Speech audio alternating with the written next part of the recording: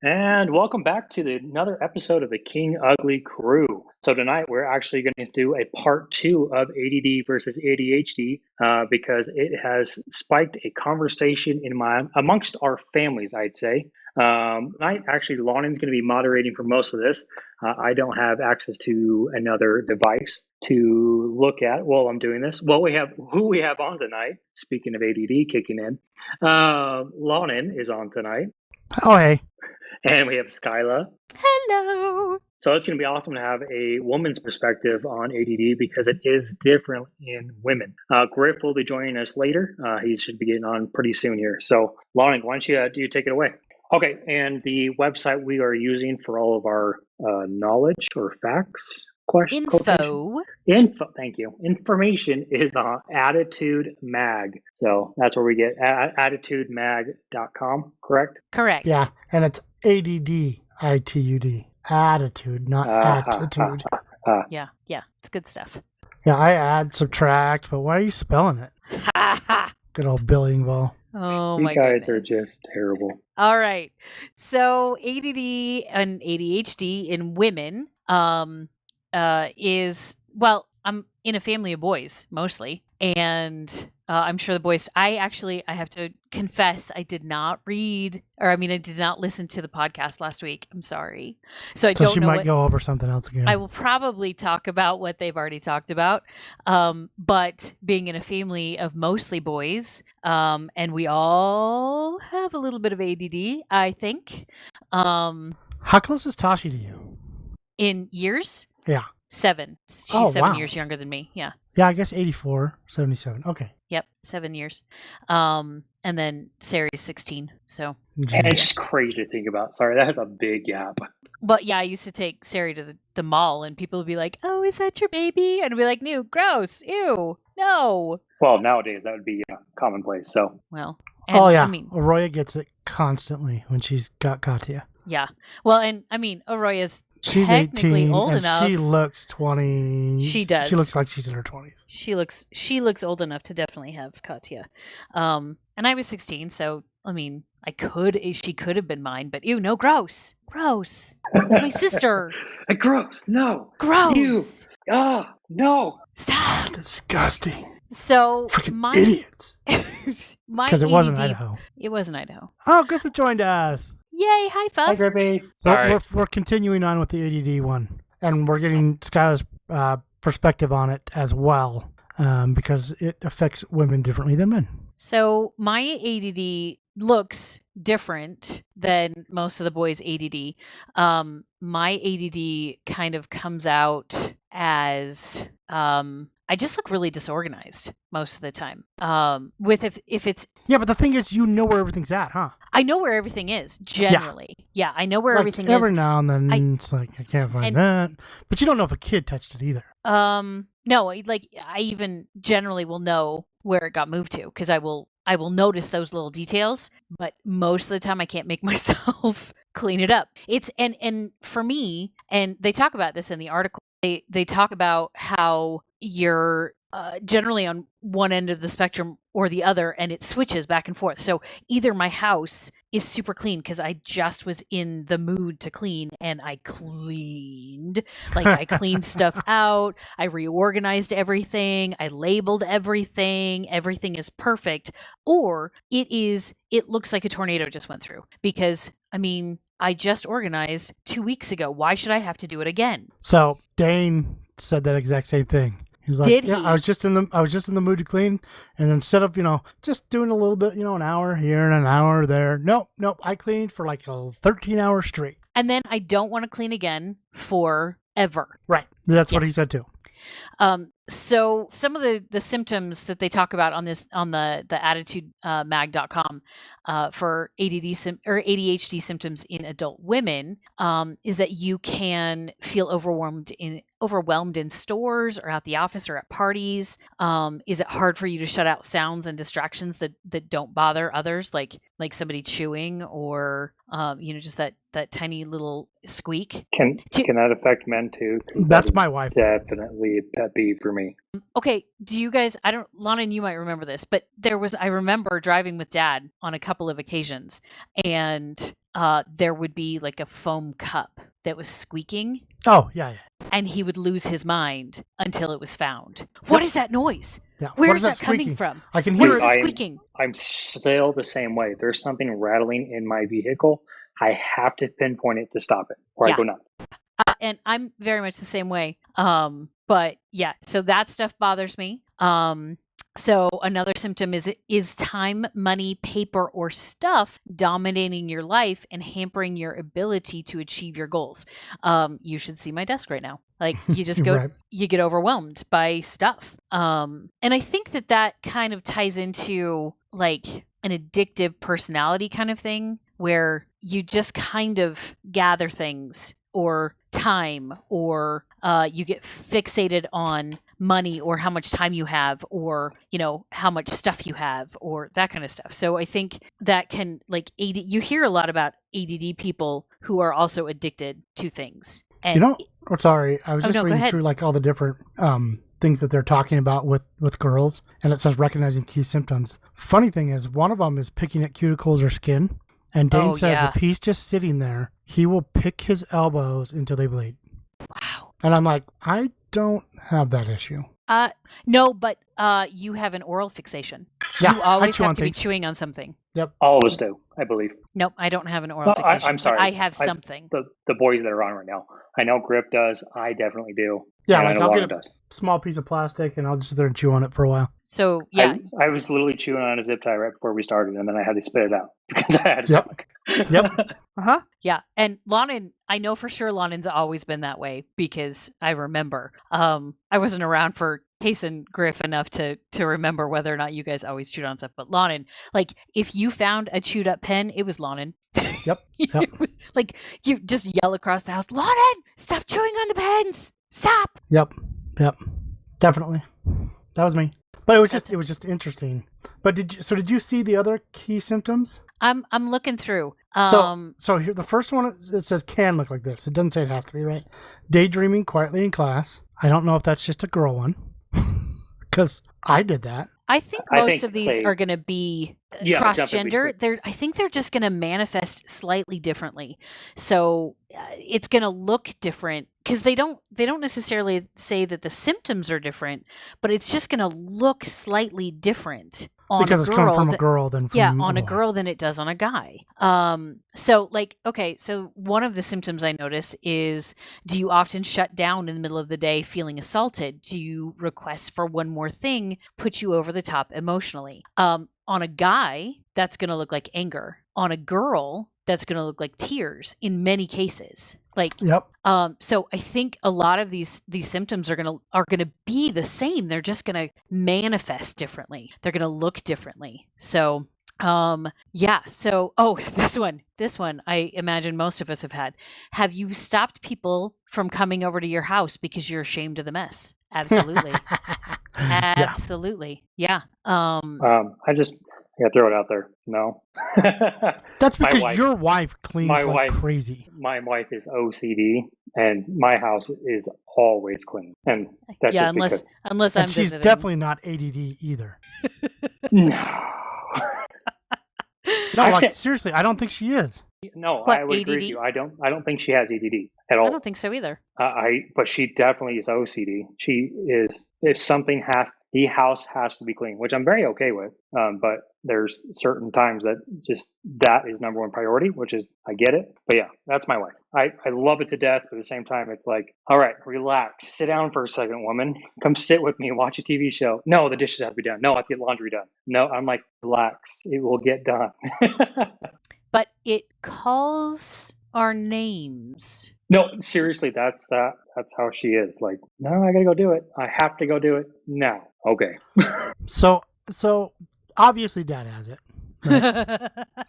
I mean, that's a no-brainer. But like with the amount of us that have it, do you think Mom has a little bit of it or not at all? I don't know. See, this is hard for me to say because I think that many people have it and don't realize it because I don't. And In moderation, I don't think it's a disorder because it is attention deficit hyperactivity disorder.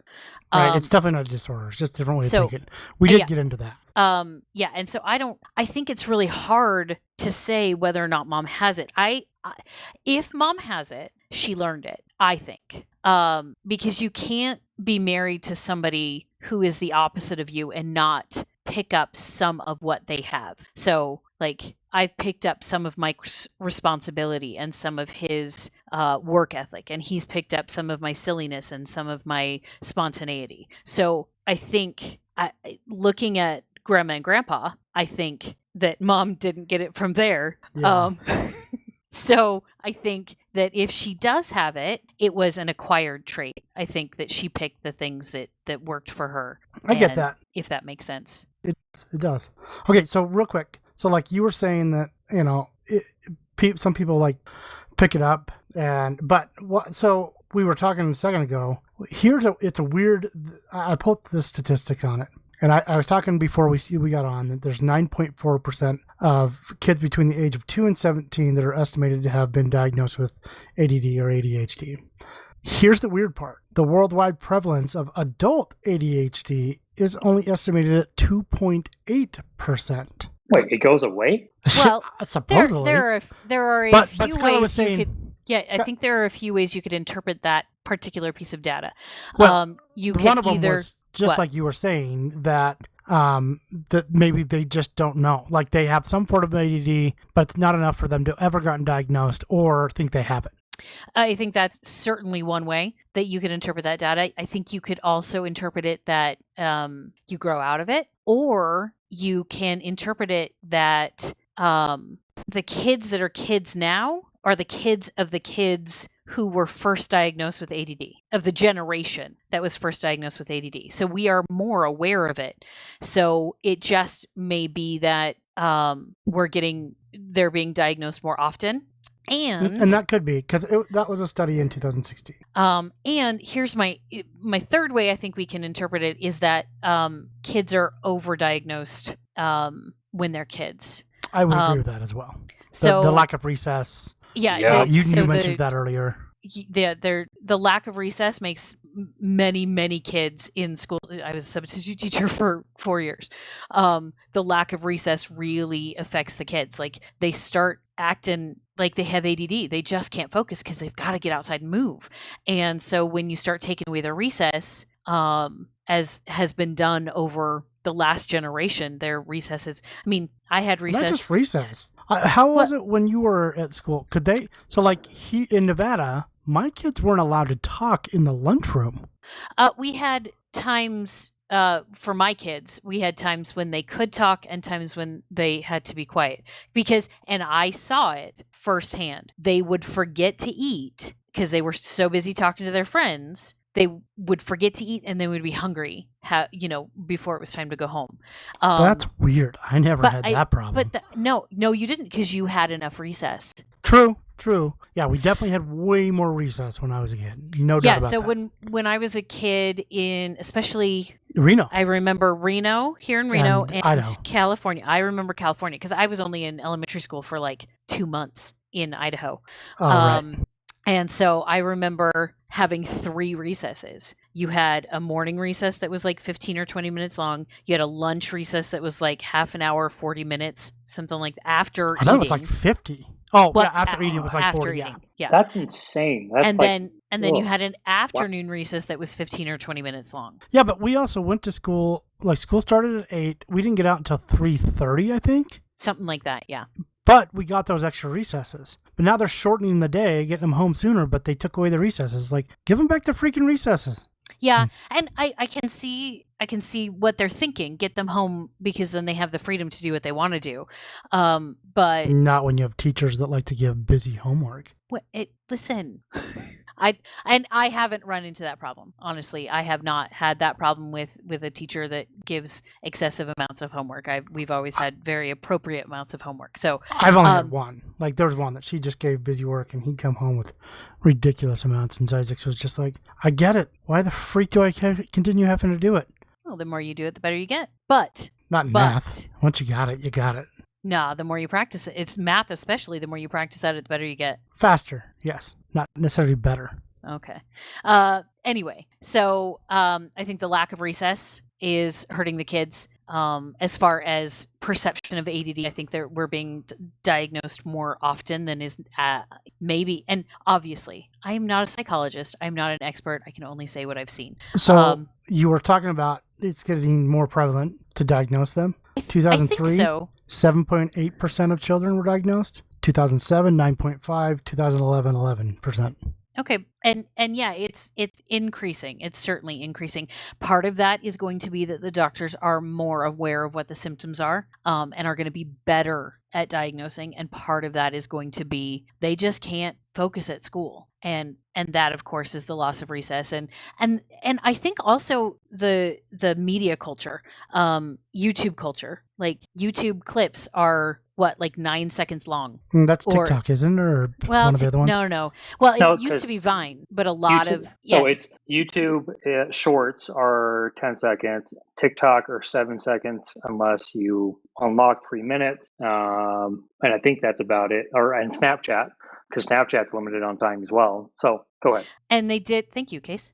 They did a study about SpongeBob, and it was only one study. It was not like a double blind or anything like that. It wasn't a super scholarly study, but they did a study with kids, and they would give them a test, and then they would have them watch a half an hour SpongeBob. And SpongeBob, I don't know if you've ever watched it, but it jumps. I don't love SpongeBob at all, but it jumps from scene to scene to scene every like 10 seconds. And so it's very, very jumpy. It's very, very like focus. I don't know if I ever noticed that. I hadn't either until I read the study, and I went, oh, that's why I don't like it. Or SpongeBob's just irritating. One of the two. There's that too. And so then they had them watch a half an hour episode of SpongeBob, and then had them take a test again. And almost without fail, the kids did worse on the second test because they couldn't focus because their brains were jumpy because it moved so fast. So like it created ADHD for them, or ADD, whatever. Yeah, and I'm sure it was a temporary thing. And again, this was not a super scholarly study. It was kind of I wonder what will happen if.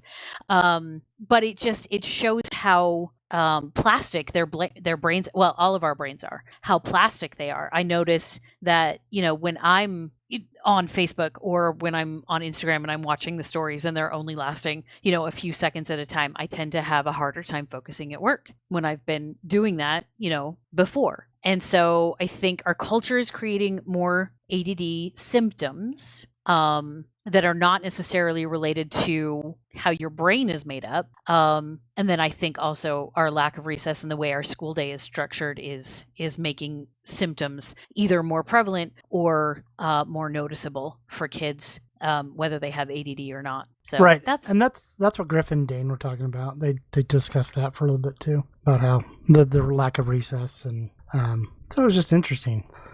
So okay, so to skip to a different one real quick, and then we'll go back to the girls one. But what is your thoughts on how many people are treated with medication? And then I guess there's behavioral treatment as well. But like how many of the people that are diagnosed with it, how many do you think are treated? Well, I don't think we can really talk about that without talking about self-medication also. So what do you mean by self-medication? Well, people with true ADD very often have an opposite response to stimulants that most people do. So like, for instance, Adderall or caffeine. People with true ADD will often, and I don't know how often, because again, I'm not a psychologist. ADHD. And it can be, but I believe it is both because you treat both in similar ways. Yeah. So people who are having, most adults will have coffee in the morning to wake themselves up. And a lot of ADD people will have coffee in the afternoon to chill themselves out. So some people are self-medicating and not even realizing it because that's just how they work better. Some people, will self-meditate, they have figured out ways to do it because either their symptoms are not severe enough to need actual prescribed medication, or they have just figured out through their lives what works best for them and have been able to do how to work with it, not work against it. But to be fair, our family we all knew that we had it. And mom gave us absolutely no excuses. She was like, yeah, you may have this, but you need to figure it out. Like, go figure out a way that works for you. I just feel like that's the better way of approaching it most of the time. It can be if that's the way you're raised, but if you're raised in a house where nobody else has it, or it's not something that anybody else is open about or talks about, or those qualities are things that they're ashamed of, and when the parent looks at the child, all they see are their faults,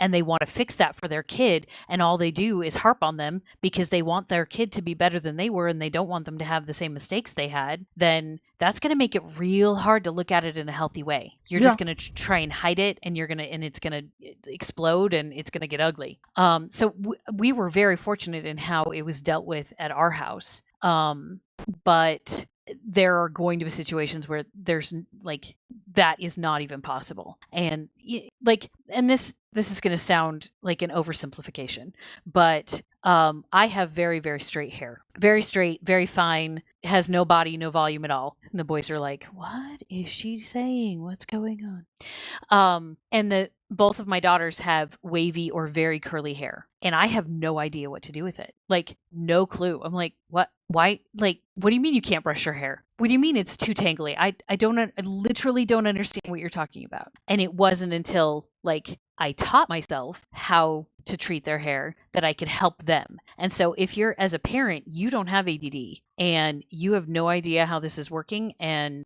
you think your kid is just acting up on purpose, or they're, being silly, or they're being disrespectful to their teacher, because a lot of times that's how ADD comes out. Yeah.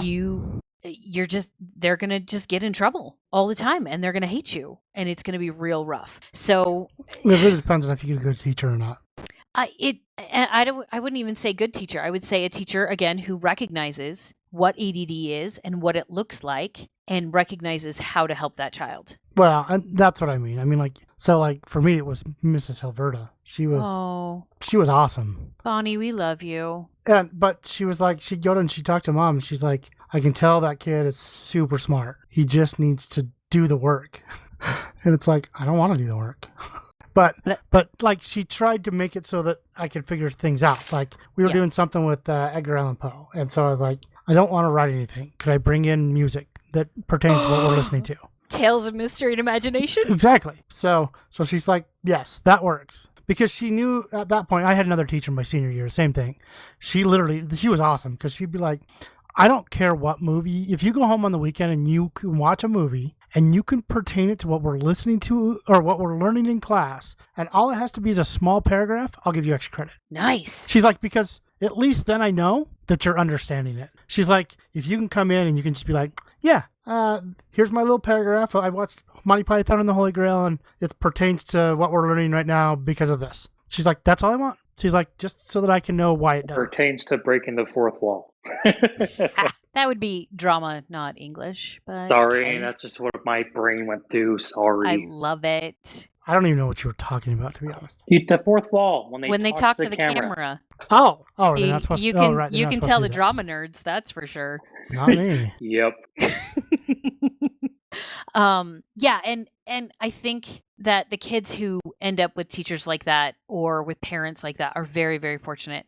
But I think that medication use is extremely helpful. I think it can be extremely helpful to certain people. I agree with that. Can be. My issue is that go on. Sorry. If accompanied by behavioral modifications, if accompanied by other tools to help you, because drugs by themselves, I mean, sometimes you just need to shut your mind up. Like, just shut up, brain. Shut up. And you don't know how. And if you've never been taught how, you don't know how. And so if you couple and this is the way most psychiatric medication treatments are supposed to work, is it's supposed to be hand in hand with therapy, teaching you how to handle it. And I think it can be extremely effective.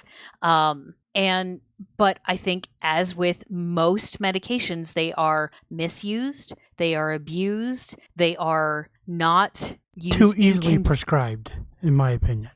It can be, but again, it's like if you start out with the good intention, if the psychiatrist starts out with the good intention, okay, we're going to get this kid on track. You start with the drugs because it helps, and then you start to work with them. But if things don't happen and that doesn't work out, then do you take them off the drugs? Do you and well, again, I've just seen some parents where it's just like, can I just give them something? It's like, even if you do, you got to fix other stuff. You got to still teach them right and wrong. Well, it's you the same can't just thing let you can't just let the drugs try and fix him. And so you're absolutely right with that behavioral treatments. There is that. That's basically what Mom did with us. It was a behavioral treatment. You can't do that, and you're going to figure out how to deal with it. And so with us, we just figured out how. And I'm not saying that some people don't need medication. I do truthfully believe some people will benefit from it, but I don't think that's like the first thing that they should necessarily go to, unless in some cases, obviously, there are some really not bad kids, but kids that just cannot focus at all. Yeah, and there are kids that their symptoms are a lot more pronounced, a lot more disruptive to their own lives. And I can't say, because I'm not a psychologist, I'm not a parent of a kid who has needed to be medicated, so I can't say whether or not it's overprescribed. I can say it is certainly it's overprescribed. But real quick, and though, what are you basing that on, Griff? You said that you don't have a kid that needed to be medicated. As far as I know. As far as you know, I'm not saying they do. I'm not saying they do at all. What I'm saying is that basically, if you had taken to a doctor, because of them not being able to focus in class and that kind of stuff, would they have been, then medicated? Versus, I think you approached it differently. And again, we're the same type of way. And I don't know if either of your kids have ADHD or ADD. Oh, heck yes, they do. And that's what I figured. But what I mean is basically, I think you approached it more like Mom approached it. You know what? If I need to medicate them, we'll look at that eventually. But we're going to look to see if we can make things work without it. And I think some parents are like I am, or I was with my kid's hair, where I just wanted to chop it all off. And we'll just have cute little bobs because I don't know what to do with your hair. And medication is the equivalent of that, is the equivalent of I am overwhelmed and my kid is in so much trouble and I've tried to avoid this, but if medication is the way to go, it's got to be the way to go. And I'll be honest, most of the people that I have met who have medicated their kids, it has been a gut-wrenching decision. It is they don't want to be that stereotype, or they don't want to be that parent who uses the drugs to control their kid, but it's a tool. It's a tool to be used. And maybe in your guys' experience, you have seen it be overused. But in my experience, I have seen it as a last resort. And so I can only speak from my experience. So, Griff, and that's more what I think. I think that it should be a last resort type of thing. I think most medication should be personally. I mean, that's my personal opinion and feelings. And you're gonna have people that don't agree with me, and that's fine. I don't have a problem with that. But I feel like there's a lot of things that you could do to try, and not just an ADD, but like other things you could try and do before you get to that level. Yeah. Sorry, Griff. So, she was going to you. Yeah. So Fuff, what I know you have a really strong opinion about this. Where are you coming from with the medication for ADD? And my problem with it is that I feel like they use it as an excuse, and I guess that's the medication or the diagnosis. Yes, both, because they use the as the is that as the kids grow up, that's their excuse, and I've gotten told that when I was working in a parts department. I mean, multiple times. Well, I can't do that because I have dyslexia, and I look at them and go, "Yeah, so do I." Matter of fact, they said I had one of the worst cases they've ever seen in their entire diagnosing history. Oh, you're going in and out, Fuff. So I don't want to ever hear that you have Griff, you're breaking up. Really bad, puppy. Yeah, we can't hear you. Yeah, sorry, I don't know why. It looks like you're actually not pushing the button, to be honest. It just goes away. See, and I held it the whole time. Dang. But I think I got the gist of it, was that your issue is that people are using it as an excuse to why they can't accomplish something because they have, XYZ. And so, well, you have to help me when you come from a background of you've had to overcome all kinds of crazy stuff. And And not only did I have to overcome it, but it also taught me to use it to my advantage and not to my disadvantage, which is part of my problem with going so quick to medication for ADD. ADHD, I would put a little bit in different areas. Yeah. Even though they're the same thing now. Redonkulous. Right, which I don't think there may be a perfectly valid reason for that. We don't know if it's redonkulous or not. And actually, it's the I'll find it. Basically, one's regular ADHD, the other one's indecisive or something like that. Hold on, I'll find it. Inattentive ADD. So you have, or ADHD. So you have regular ADHD and then inattentive ADHD. So are we saying that inattentive ADHD is what we know of ADD. as ADD? That would be my assumption. That would be my assumption, but we know what happens when we assume. Yeah, they don't actually say it that I've seen. So, like, they don't say, oh, maybe they did with Case. I think they might have. Well, hey, if you guys who are listening, if you know, let us know. Like, if you're an expert in this, let us know. I'm sure if you're an expert in this, you're going to be all up on our Facebook page. Mad about it. Hey, but if you are mad about it, reach out to us on our socials so we know about it. You can reach us at kinguglycrew@gmail.com or at King Ugly Crew on Facebook and Instagram. Or you can see us on our WordPress if you want to see our lovely faces, and that is kinguglycrew.wordpress.com. Thank you, Lonnon. I always put that one for some dumb reason. Ooh, that was it's smooth. A subdomain. I don't think we're done. Are we done? We're not done. We're not done. Yeah, but that was super smooth. He was just plugging. Yeah, that was super smooth. ADD jumping in there. You got to do it when you think about it. For me, that's the defining characteristic of my ADD. Yep. Is I have to do it when I think about it. Or if I ever say I'll do it later, nope, not happening. Never will get done. No. And for all of my friends who I've ever not texted back, that's why. I love it's you, like I've looked at your text. It went away. I was thinking about texting you back, and then I saw it 3 days later. So something interesting that I'm looking at on the ADHD in girls, and this is different than women, but ADHD in girls is that they will act shy or inattentive. And inattentive is something we certainly associate with ADD, but is shy something that you would associate with an ADD diagnosis or ADHD diagnosis? Now, maybe. I don't know about in the past. Yeah. I know I wouldn't. No, I would never assume that a shy girl would be ADD.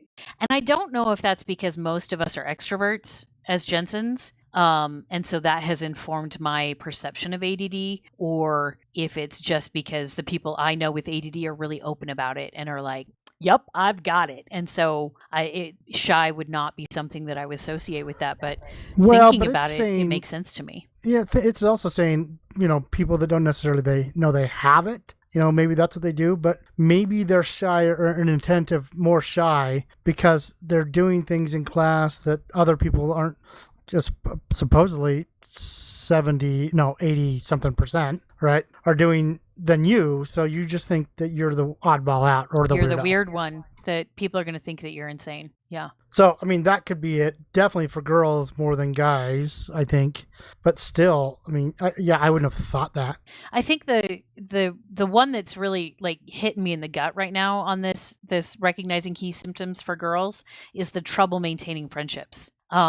Because again, we're inattentive and we forget things. And what do you need to be a good friend? You need to remember, the things about your friends. And so that I think that is a super key. Like, how amazing would it be for a little girl to go into the doctor and her mom to say, here are the things that I think are leading us to this ADHD diagnosis. And her doctor go, yep, that's right. And the girl goes, oh, there's a name for it. I'm not just broken. I'm not just a mean girl. I'm not just a bad friend. There's a reason, and be able to work on it and not just beat yourself up all the time going, I'm horrible. I'm such a terrible person. How could I have forgotten that? How could I have missed that? How, didn't I notice that? And to have a name for it and to have things that you can do to be better at that. I just think that would be awesome. Actually, so ADHD in girls, particularly if it's the inattentive type of ADHD, formerly called ADD, can look like this. Yep, I just read that. Inattentive. Hey. So we talked about this last time, Skyla, and you weren't on here. But Sorry. We talked about how most of us don't have, well, I mean, we have our brothers and sisters that we're more close with than we are like people, but the friends that we do have are more like brothers and sisters to us than just acquaintances we'll just go hang out with. So like, it's more like one of those people you'd be like, dude, I broke down, I'm in Phoenix, I know you're in Vegas, I need somebody to come get me. And that type of guy that would come and do it. Is that the same for you or no? Like you have really good, strong friendships with a few people, but not a lot with, what's the word I'm looking for? Not a lot of people? I kind of have both. I think the Navy experience that Mike and I had lends itself to very strong friendships that don't need a lot of attention. Right. Because when the boat would pull in, like we didn't hang out with our friends, we hung out with our husbands. So, and I could call any one of them right now and be like, I need help, or I'm flying into town. Can I stay at your house? I wouldn't necessarily do that with, no notice, but if I had to, I know that I could. Even people that I haven't talked to in a decade. But I also have a lot of acquaintances,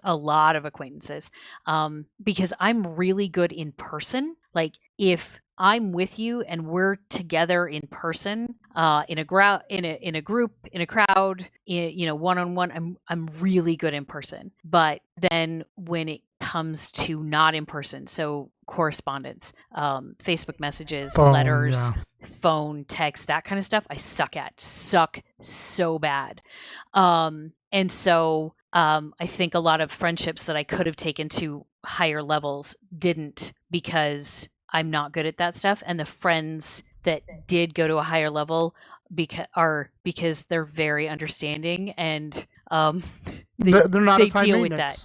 Well, and I wouldn't even call it high maintenance. I would just but all I mean is that some relationships they understand that's a thing about me. Right. Yeah. Some relationships are more high maintenance, and it's like, is it worth my time? Now, I don't like consciously think you're not worth my time. That's not what I'm getting at. But what I'm saying is that like, it's like, you get to a point where it's like, okay, that relationship is going to be a high maintenance relationship, and I don't have the time. It's not that you're not worth my time. It's that I have so many things that I'm thinking about and going on that I need to pick where I'm spending that type of time, I think. Your priorities are at. Yeah.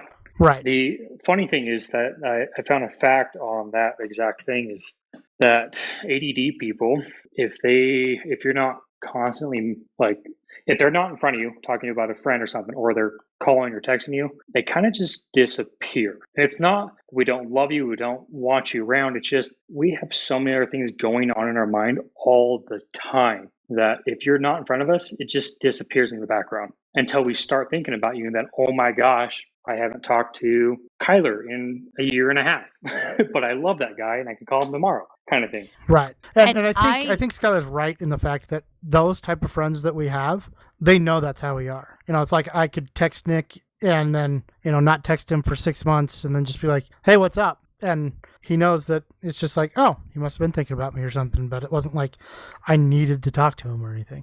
But the thing is I want to be better at that. Like I want to have people that I talk to every day. You're right. I get there's so much in my brain going on at any one moment, and even like my relationship with Mike has gone through periods where I have to be, I need to be better. That like I'm just kind of, he's the last on my list, and because he knows me, he just kind of lets it go. But I have to make more of an effort there, and especially moving around as much as we have, it's the effort is like I've got to step it up, because I can't be in person to these people that I love. And you guys know, you guys have all moved, and we can't be in person with these people that we love. And so we've got like ADD, like Griffith was saying, ADD is, it's a thing, and it's certainly the way our brains work, and it's a different way that our brains work than the majority of the population. But again, it's something that we can't always fall back on to say, well, that's the way I am. I'm ADD. We have to remember that our friends and our family they should be a priority in our lives, and so we should put in as much effort as we can, if that makes sense. Completely agree. No, 100% agree with that. That we have to make the best statement that I've heard lately is anything worth doing is worth doing poorly. because no matter what, you're at least striving to do that one thing. And that has been a huge help in my life, just the fact that I may not get it done perfectly, but at least I am trying to be better and do things that are necessary. So, and honestly, the knowledge that I've received lately about ADD and about, oh, wow, that's totally me. Like, that explains why I think this way. That's why I go from one extreme to the other. That makes total sense. Like, it's super eye-opening for me, and it's really comforting, to be honest. Isn't it great that it has a name? Yeah, seriously, like what you were talking about. Like, you're not just weird. You're not just, I hate my broken life sometimes. I'm so actually, broken right now. What's funny is if you scroll down to the bottom of that article, it says 56% of the girls in that survey said they felt better after finally having a name for what they felt. Only 15% said they felt worse. Because then there's a stigma to it. But that makes, for most, it was a relief to find out they weren't lazy, crazy, or stupid. Right. Yeah. And I totally agree with that. And I've received several diagnoses over my life, or the names of something that I was going through. And without fail, it always gives me comfort because, oh my gosh, there's a name for it, which means other people have gone through this, which means I can do it too. I think that's it. I also think it's, knowing, I guess just knowing that there might be something you can do to do something for it. And knowing that there's a path, even if you don't know exactly what it is, knowing that there is a path you can get on to improve things, to make things better. And, whether that path involves medication or counseling or just figuring it out yourself, I think that's empowering to know that you can do things to make things better. And that to be able to say, I have ADHD instead of saying, well, I'm just lazy. I like the difference between I have and I am. I have ADHD. That's not who I am, but that's something that's part of me. To I am just lazy. That is what I am. The shift in mindset between those two things is huge. I think the biggest thing is, like you said, there's a stigma with it, but it's not just that. It's as long as, I think the biggest thing is, as long as it's not being used as a crutch or an excuse, you'll end up a lot better off trying to use it to your advantage instead of saying, well, I've got ADD, so. So did you guys talk about how you guys used it to your advantage on the last podcast? I don't know if we ever really got into it as far as where we use it to our advantages. No, we never actually addressed it, like, per se. Well, let's talk about that then. So, Case, how have you used it to your advantage? Wow. Let me just put you on the spot. Skyla. Yeah, I'm good at that. Give me a second. So maybe someone else has got an answer because I really don't. I don't either. Like, I don't right. know where I've made it work in my advantage. Fuff, do more you than have just one? doing it. Because I've got one. I mean, it helps me jump from project to project. I don't know if that's a good thing because it also makes it so I never really finish a project. It's also something where I've used in my advantage, and Lonnon will probably recognize this even with him, is that it makes it so that I can pass tasks off to people and kind of forget what they're doing, but be able to come back to them very quickly and go, "Hey, how's this going?" Is it done? In a leader, more of a leadership type of setup. Oh, delegation. Nice. I like that. For me, all of my jobs that I have had in probably the last 15 years are all very ADD friendly jobs. So my first job is photographer. So literally it's focus on different things all the time. It's constantly moving, it's constantly different, but it's also, there's repetition, which I think is really important for ADD people. I agree with that, by the way. Oh, thank you. Substitute teaching. So I had, this was one of the best ones for me personally. I had structure, which is incredibly important for me. I don't know if it's important for other ADD people, but for me, I need structure. I need my day to look like it needs to start and end at the same time every day. Like that, though, I need those brackets. But then within the day, it's totally different. Every day was different. I was in a different classroom every day. And so I had both the variety and the familiarity to feel safe, but I never got bored. ever because it was different every day. So if I was having the worst day ever, whatever, it's one day, I can handle a day. No big deal. And then my most recent job, I'm working for a physician's assistant. I'm going from case to case to case, and each one has its similarities. You never came to me. Ha ha ha! Sorry, you're so funny. So each one has its similarities. There's that structure again, but there's also the variety because none of them is exactly the same. And I work on this one intently, and then I work on the next one intently. And so it really harnesses that. One of my biggest strengths is being able to focus on something very intently for a short amount of time. And then I'm not focusing anymore. And then I'm back at it and I'm focusing very intently on something again. I can't multitask at all. Really? At all? Really, at all. Because I find that if I try and multitask, I'm doing neither one. I mean, and that doesn't count like folding laundry while watching TV. That doesn't count. But I can't make dinner and also listen to a book at the same time. No, I definitely cannot. Or help the girls with homework. Or I can't do something that requires that part of my brain.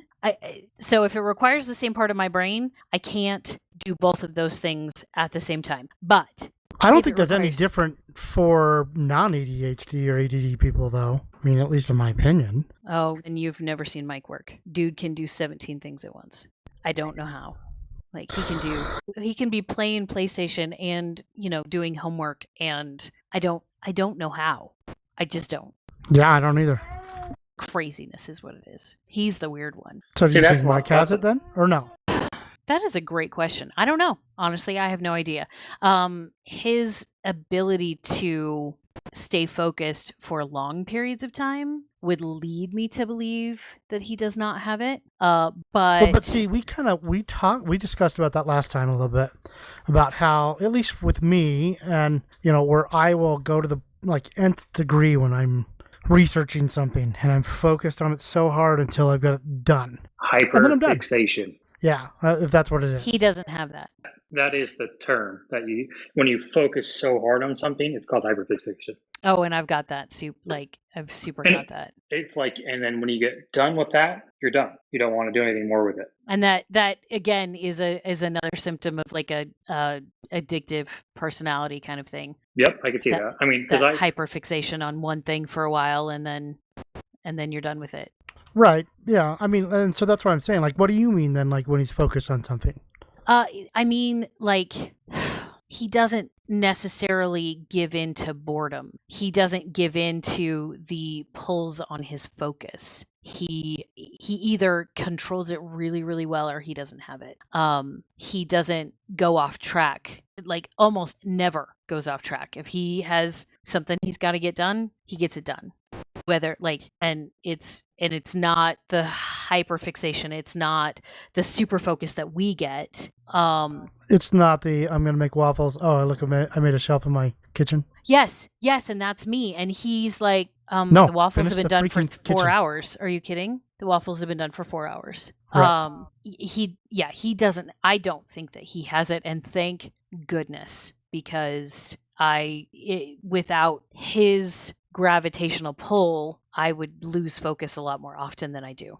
All right. At least in my opinion. But then again, I've only been married to one person, so maybe I would be different with somebody else, but I don't want to find that out. Probably, to be honest with you, and I'm not saying that you do. So that's all I was asking. I mean, I don't know. Well, I mean, we're getting pretty close to the end of this, but Is there anything you want to specifically talk about, any of you guys? I think we wanted to talk a little bit about how we thought it was dumb that they just are saying it's all ADHD and not ADD or ADHD, because they are two separate different things. Well, and I think because we're not psychologists, we may not be able to see the wisdom in it. The H stands for hyperactive. So, I mean, are they talking about a hyperactive body, or are they talking about a hyperactive mind? Yeah, I don't know. I mean, I guess if ADHD is attention deficit hyperactive mind disorder, then it is that we all have that. So I think there may be wisdom in that we're not seeing. And the more I thought about it, the more it made sense to me. But again, I don't know why they changed it to ADHD, but that's the thing to me that might make the most sense. So again, if you guys know, if you know why they switched it, let us know. I mean, to be honest with you, I don't think it's a disorder, and I don't think they should name it that either. So maybe I just hate the name altogether. You have issues with the word disorder, and I do to some degree too.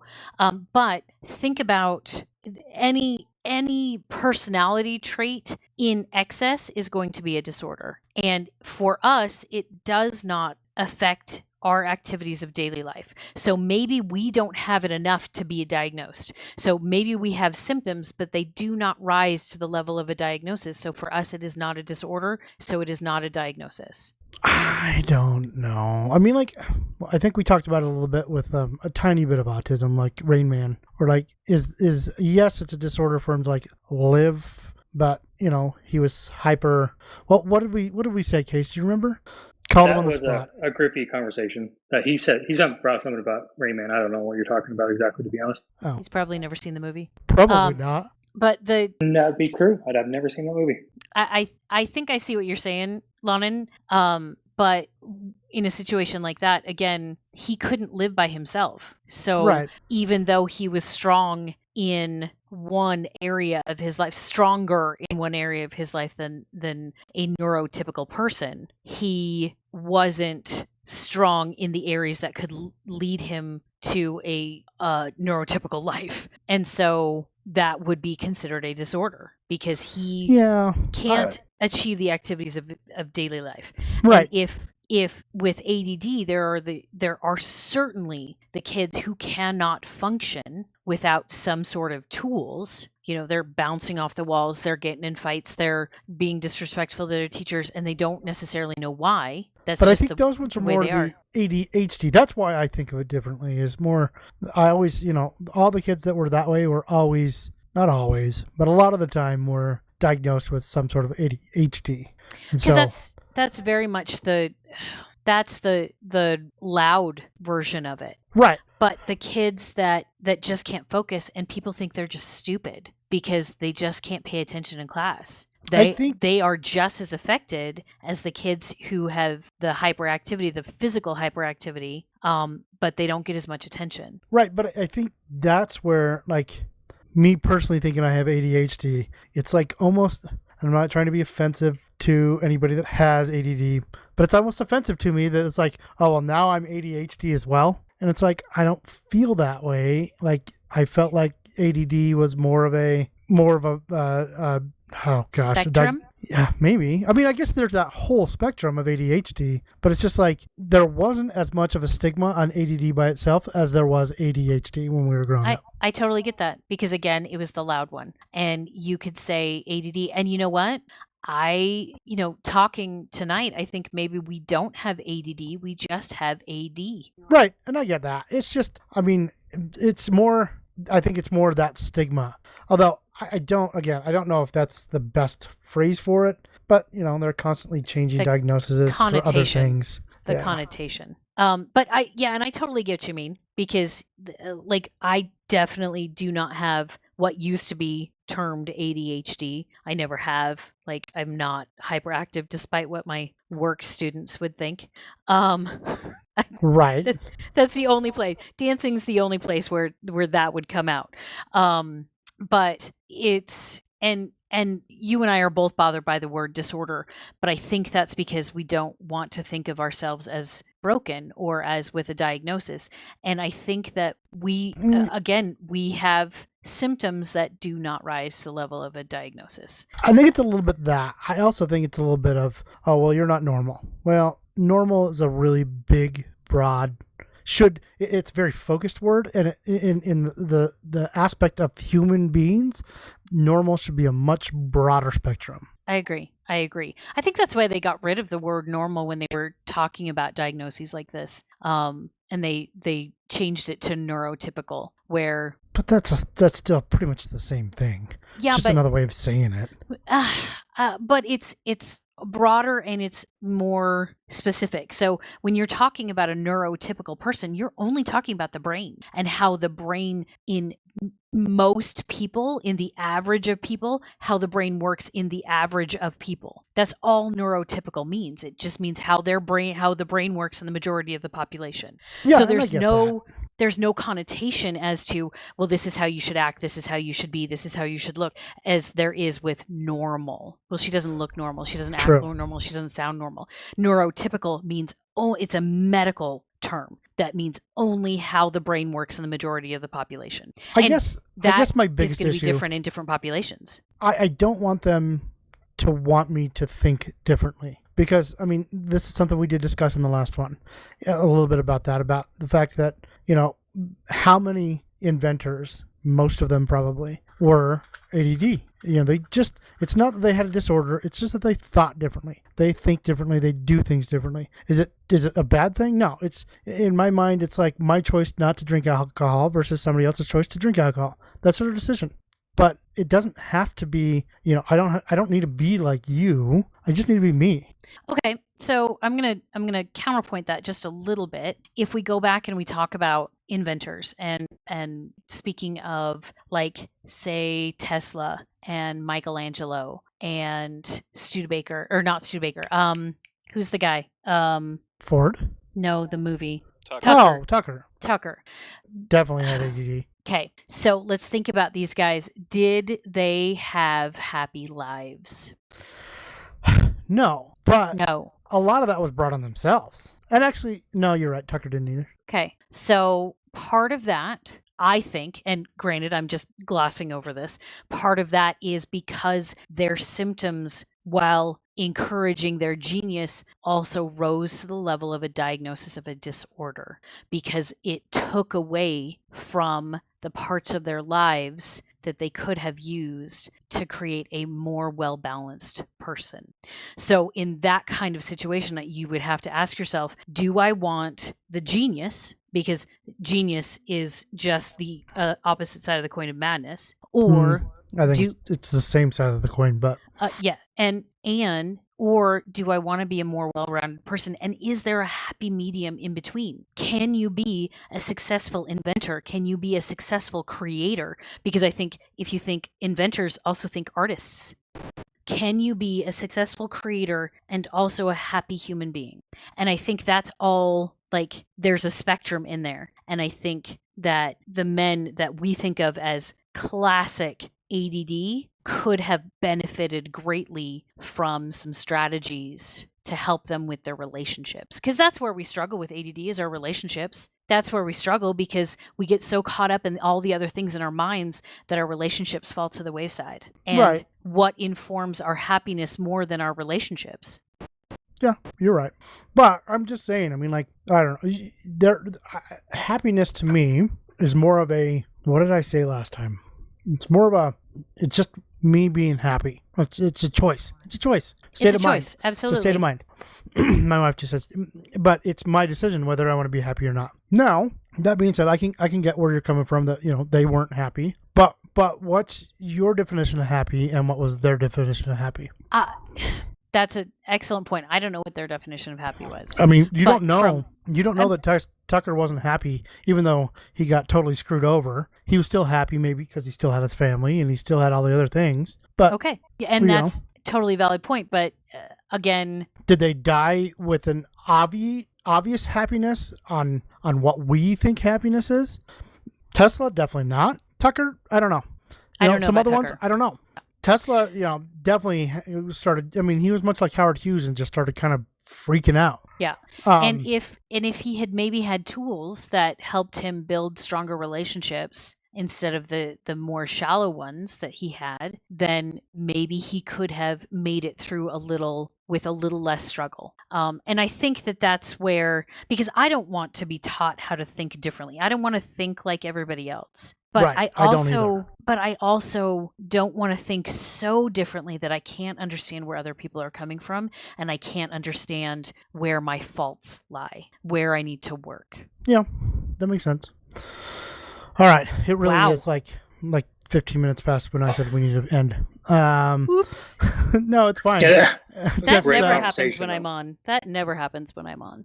Well, it happens every time with all of us. It's not just you. Again, ADD, we just need to, if we don't say it now, we're going to completely forget it. I mean, I guarantee there was 10 things I forgot about while you were talking.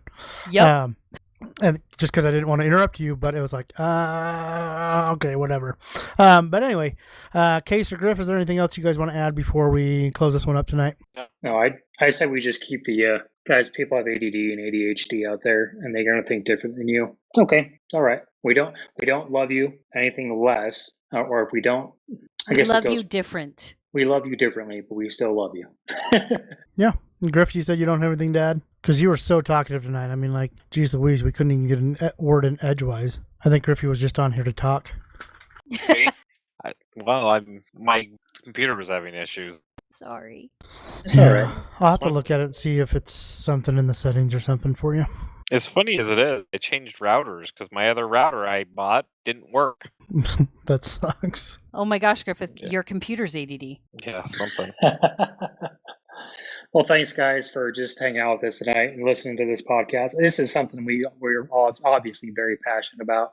It's something we see in our lives daily. So, those of you guys, that know us and do or do not have ADD, comment on it. Like I'm sure you guys have noticed something if you're not ADD and been like, oh yeah, I totally noticed this with Lonnon. I guarantee Nick has something, and he listens to these most of the time. So Yeah, don't call out Nick or anything. oh, I do it every time. It's all right. I'm okay with it. Mikey Roosh texted me, and anyone that, he texted me, he's like, dude, every single thing you said in ADD, I've had. And obviously, if anyone that knows Mikey Roosh, he has ADD. So it's just funny how he was able to put himself in with this one. So there's no one, Mikey. Yeah, right. Yeah, so let us know if you've noticed stuff that we have, or if there's stuff that we didn't talk about that you're like, hello, this is totally ADD. And let us know, or ADHD, I guess as it's now called. So let us know. We want to hear from you. We sure do. And I think we're King Ugly signing off. Stay ugly. Stay ugly. Griffith. Very ugly. You stay ugly.